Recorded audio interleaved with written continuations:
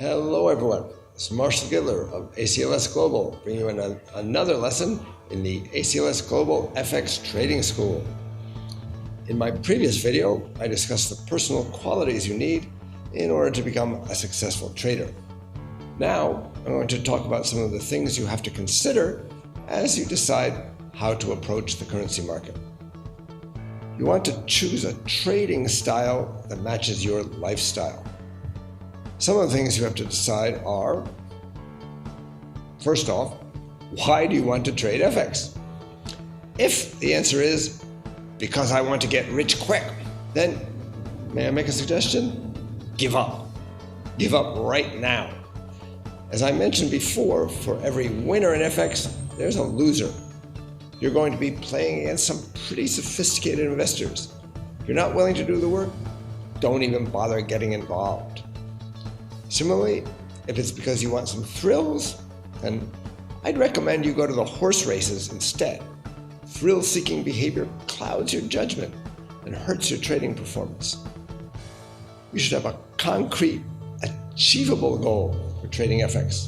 Something like, I want to make 1% a week, or I want over half my trades to be winning trades within 6 months. These are specific goals that you can measure yourself against. That way, you can see if you're making progress and whether you are on your way to achieve your goal.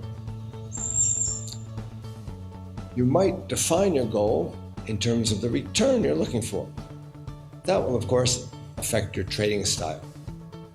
Investors who are looking to double their money are going to have to devote more time to trading with more trades and with more leverage than those who are just looking to make a small but steady income on the side. Just for your information, the Citi Parker Global Currency Manager Index, an index of the return on currency hedge funds, has averaged a return of just 1% a year since its inception in January 2003. That's the result for professionals who devote all their time to trading FX. It just shows how unrealistic it is for you to expect to make a fortune in just your first 6 months of trading.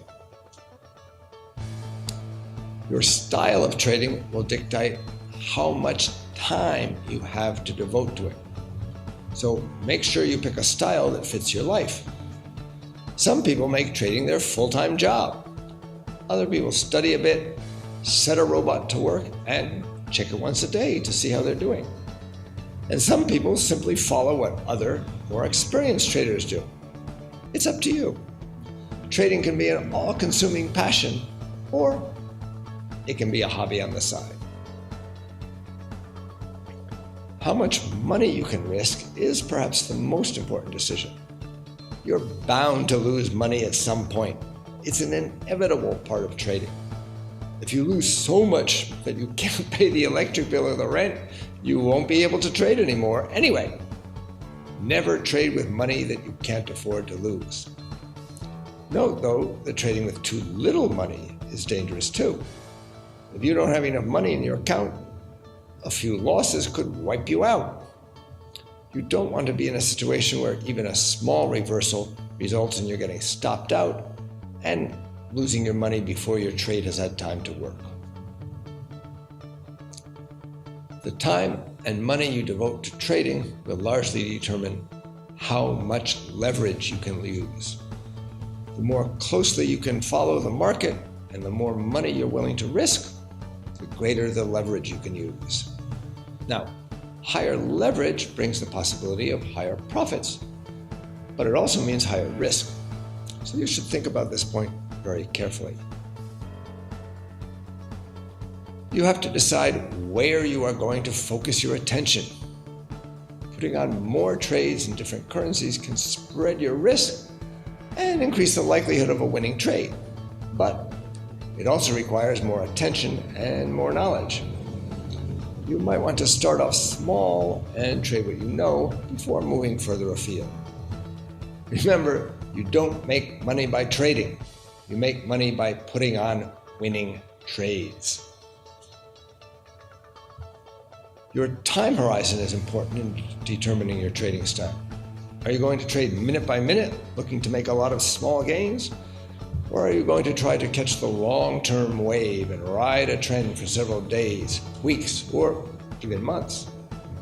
That decision will affect the number of trades you put on and the margin you use, because greater leverage usually means less staying power in case of a temporary reversal. It will also affect how much time and attention you have to pay to trading.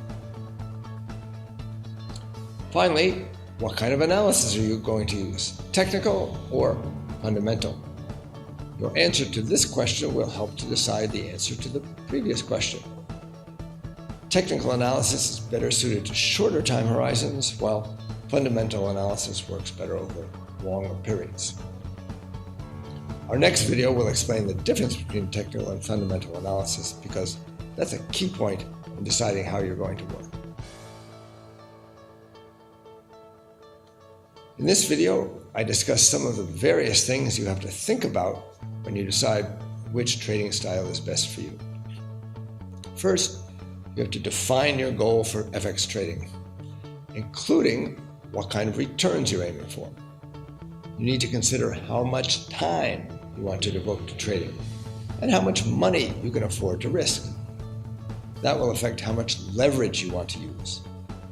Different trading styles will allow you to trade different currency pairs. Or, looked the other way, some currency pairs require a certain trading style. The more trades you want to have on at any time, the more time you'll have to devote to the market. Your time horizon will affect your trading style. Finally, do you want to follow technical or fundamental trading? That will be the subject of our next video. This is Marshall Gittler of ACLS Global with another educational video. Trade FX with knowledge.